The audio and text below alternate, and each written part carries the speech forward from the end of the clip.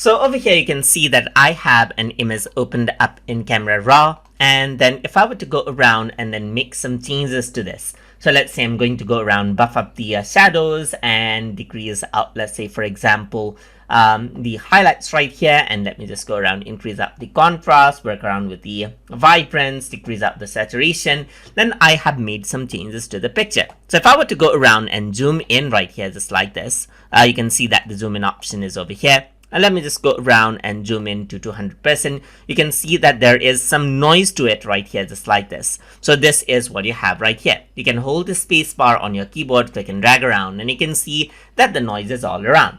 So if you want to go around and change around the details, maybe you want to denoise it and so forth, then you can go around onto the details section and you can increase out the sharpening even more, as you can see, but that does increase out the amount of noise there is in the picture as well. You can go around and to fix this issue, work around with the noise reduction. You can increase this, and as you increase it, you do lose a bit of detail, but you can see that the noise is reduced out right here, and you can see that the end picture is much more cleaner, just like this.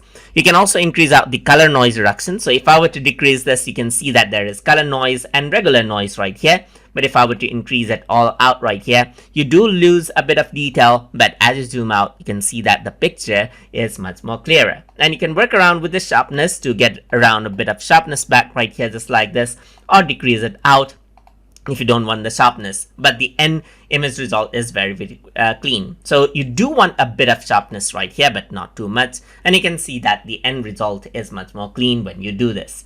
And that is how you can work around with the raw image detail editing inside of Adobe Photoshop Elements Camera Raw editor. So I hope you guys learned something as always, and as always, please like, comment, share and subscribe.